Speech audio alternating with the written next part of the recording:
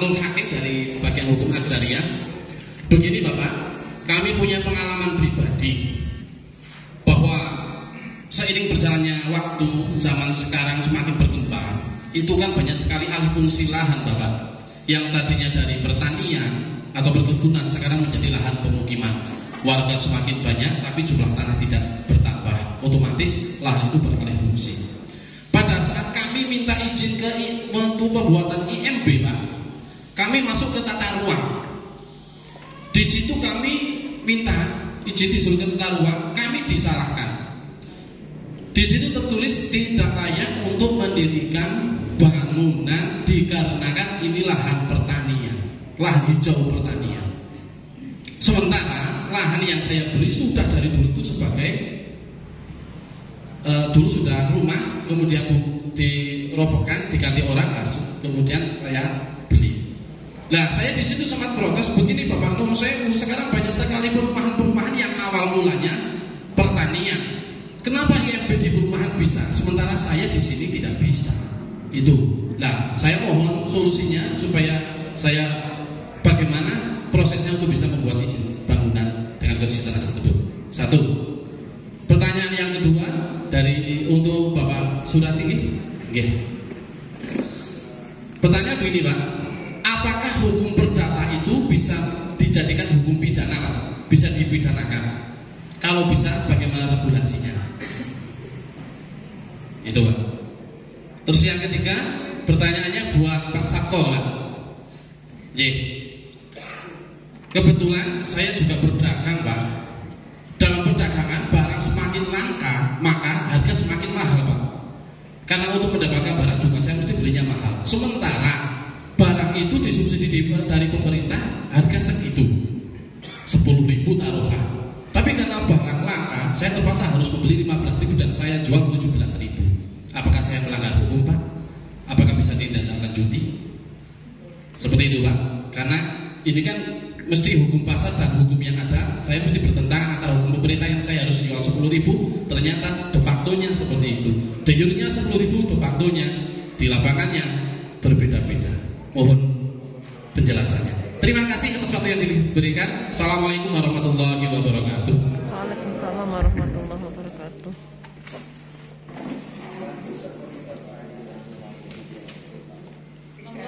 Selanjutnya yang kedua.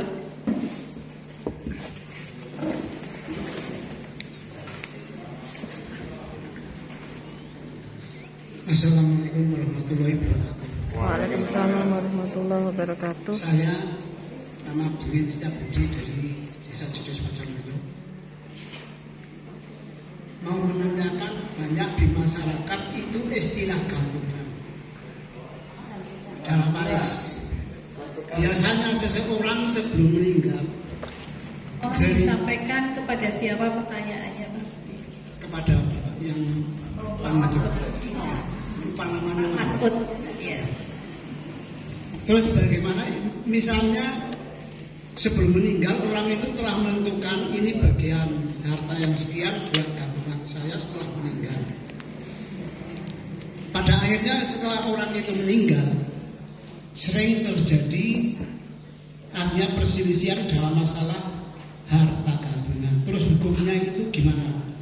Apakah ada yang istilahnya hukum gantungan untuk seseorang yang belum meninggal? Mohon penjelasannya. Cukup itu. Saya terima kasih. Wassalamualaikum warahmatullahi wabarakatuh. Waalaikumsalam warahmatullahi wabarakatuh. Monggo selanjutnya untuk yang ketiga. Silakan.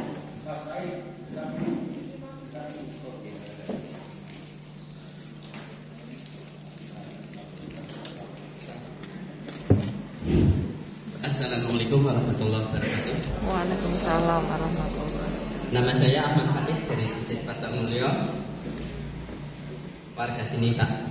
Pada moderator yang saya tujukan kepada Bapak Mas Ud, ini tentang perkawinan Pak.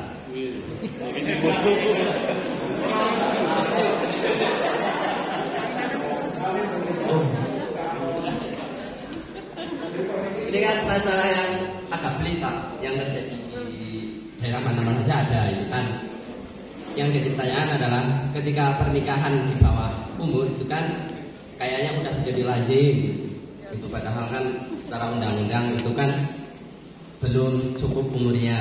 Kebanyakan yang terjadi ada yang baru SMP itu udah nikah di bawah tangan kayak gitu.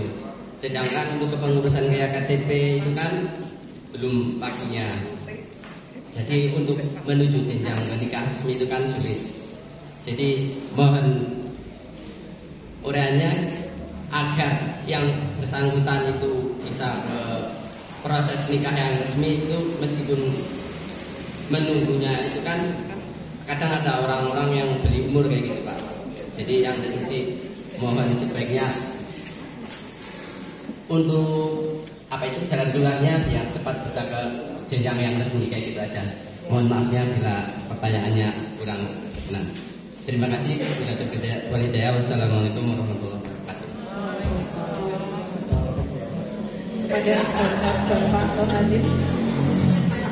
Ya, ini sudah ada 3 sesi, 3 penanya ya. Mungkin untuk Bapak Noradin ya, mohon bisa menjawab terlebih dahulu, silakan. Terima kasih kepada Pak Husni. Pak Husni. Pertanyaan yang bagus dan ini memang sering terjadi di dalam masyarakat. Ya. Pak, saya itu punya tanah sudah beli sudah mungkin sekian tahun yang lalu dan tanah itu sudah bukan seperti tanah pertanian lagi kadang-kadang. Sudah banyak bangunan dan seterusnya. Nah, tapi kok masih statusnya tanah pertanian, gitu. Nah, bahwa perlu diketahui pertanian itu ada pertanian basah, ada pertanian kering. Basah saja ada sawah kelas 1, kelas 2, kelas 3, kelas 4 misalnya 4 ya. Lalu pertanian juga ada pertanian hortikultura, pertanian tanaman keras dan seterusnya. Nah, mengapa hal itu perlu dibatasi? Terakhir itu ada peraturan presiden tahun 2019 ya, nomor 49/59 yang sangat membatasi adanya alih fungsi lahan. Kenapa? Karena kalau lahan kita itu pertanian terus-menerus dialih fungsikan, tidak ada pembatasan, tidak ada pengendalian, maka lama-lama itu kita bisa tidak punya tanah pertanian. Isinya adalah tadinya tanaman singkong, tanaman lombok, tanaman padi, jadinya tanaman beton yang bukan dari nangka. Artinya bangunan. Gitu. Nah, maka ada undang-undang tentang pelindungan lahan pertanian pangan berkelanjutan. Kemudian ada perdanya juga sudah ada, saya tidak tahu ini di Kabupaten Wonosobo sudah ada perda tentang itu apa belum. Nah, yang terakhir Perpres tahun 2019 sangat mengindikasikan bahwa untuk alih fungsi itu harus diperketat. Tujuannya apa? Supaya ketahanan pangan kita itu terjamin. Nah, lalu bagaimana Pak? Kalau boleh enggak suatu lahan pertanian itu dialih fungsikan? Jawabannya boleh, asal memenuhi syarat. Contoh, di daerah itu sudah berkembang sebagaimana kota, ada sawah kecepit di tengah-tengah. Ini sudah bangunan semua, bangun sawah kecepit. Kemungkinan besar untuk dijadikan tanaman sawah tidak dapat air, maka tidak efektif lagi untuk pertanian. Nah, juga di daerah-daerah yang sudah berkembang di pinggiran kota yang akan menuju ke kota. Jadi intinya, Pak Husni, bahwa kadang-kadang secara fisik itu sudah seperti bukan tanah pertanian secara fisik. Sudah jadi rumah-rumah. Tapi secara yuridisnya, tata ruangnya itu masih kategori tanah pertanian. Nah, lalu bagaimana kalau kita mau menggunakan untuk bangunan? Pasti IMB-nya akan ditolak, pasti. Nah, karena harus dirubah dulu. Nah, perubahan itu boleh, tapi dengan persyaratan-persyaratan yang ketat. Pertama harus mengajukan IPPT, izin perubahan pemanfaatan tanah dari yang tanah pertanian baik kering maupun basah menjadi tanah non pertanian atau tanah pekarangan, tanah bangunan. Kemana mengajukan izinnya? Semuanya adalah sebetulnya di kantor pertanahan, tapi nanti akan dirujuk ke Pemda, yaitu dinas DTK dan dinas lingkungan. Bapeda nanti sampai ke Bapeda dan sebagainya. Itu adalah bukan satu instansi. Lah rekomendasinya antara lain ada dari pertanian, ada dari Bapeda, ada dari dinas lingkungan dan seterusnya. Dan ada bayarnya, per meternya sekian. Nah, nanti kalau sekiranya ditinjau lapangan, ada sedang lapangan dan sebagainya, kalau memang itu kemudian memenuhi syarat, akan diberikan izin penggunaan peralihan IPPT, izin peralihan pemanfaatan tanah. Nah, setelah IPPT itu keluar, baru rekomendasi itu dibawa lagi kantor pertanahan. Nah, di kantor pertanahan akan disidangkan lagi dasarnya itu, kemudian nanti kalau disetujui ada rekomendasi, maka sertifikatnya bisa dirubah menjadi tanah non pertanian. Prosesnya panjang, biayanya banyak. Loh Pak, itu kan tanah sendiri Pak. Saya bangun sendiri. Kalau nekat gimana? Lah urusan nekat kan bukan masalah hukum. Untuk nganggo paling nganti anyar. Lah nggih. Wong tanahe mung niku tok. Nggih, tanahe mung niku tok. Ijine angel. Nah, ini larinya bukan kepada hukum nasional lagi. Itu jadi tergantung kita. Nah, kepada hukum adat nanti diatur secara adat. Jadi kalau mau ngurus Pak Gusti, caranya seperti itu. Jadi nek jenengan selama itu masih statusnya tanah pertanian, sampai kapanpun IMB pasti tidak akan pernah disetujui. Lho Pak, wong omah cilik gubuk ten kampung ora IMB, nah monggo. Itu aja. Jadi tergantung dari situasi dan kondisi yang ada. Tapi secara yuridisnya adalah seperti itu. Loh Pak, itu kok banyak perumahan Pak yang tadinya sawah, kok bisa? Karena IPPT-nya sudah diurus dan disetujui. Jadi ada legal formalnya bahwa ini sudah ada izin peralihan penggunaan tanah. Nah, kemarin saya pernah penelitian di Dieng. Di Dieng itu ada yang menarik di sana di ratapan angin, batu pandang ratapan angin.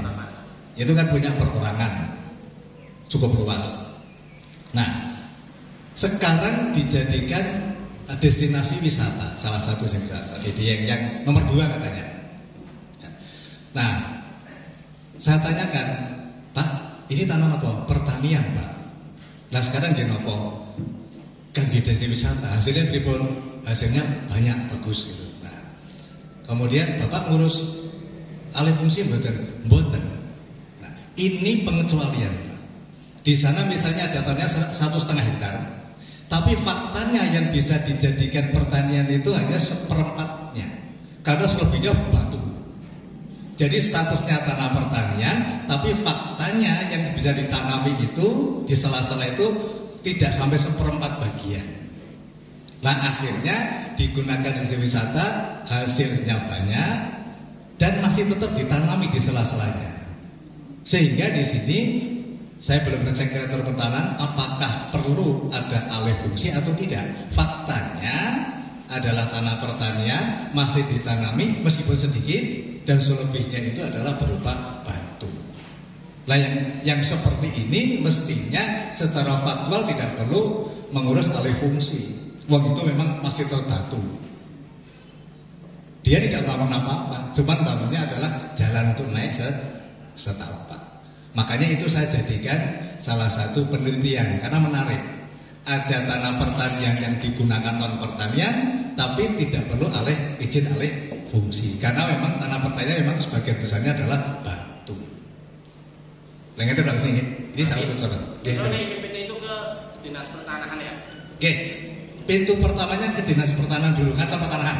Ya. Nanti di sana ada formulir persyaratan dan seterusnya harus kemana, izin terpadu dan seterusnya. Soalnya begini Pak, saya kalau dari PU oke, dari LH oke, dari perairan oke, hanya itu yang tidak. Nah, kalau sudah jenengan ngurusnya formal apa? Formal. Kalau sudah formal sampaikan ke kantor pertanahan. Enggak. Itu kan rekomendasi kan dari PU, kemudian pengairan, dari lingkungan hidup dan seterusnya sesuai tata ruang. Kalau sudah keluar, tinggal jenengan sampaikan ke kantor pertanahan. Itu. Jadi pintunya itu di kantor pertanahan, cuman rekomendasinya harus tadi lewat beberapa instansi. Jenengan berarti sudah melakukan setengah tahap. Sudah dari RT, RW, desa sampai kecamatan sampai semuanya sudah hanya itu mentok. Nah, tinggal tata ruangnya nggak bisa. Ya, jenengan sampaikan ke kantor pertanahan. Bon ngaten mau. Kalau beliaunya itu oke, sudah oke, silakan dibangun. Urus EMB silakan. Kalau sudah ada rekomendasi itu sudah disetujui, berarti ngurus EMB sudah ada dasarnya. Jadi sudah kata marina.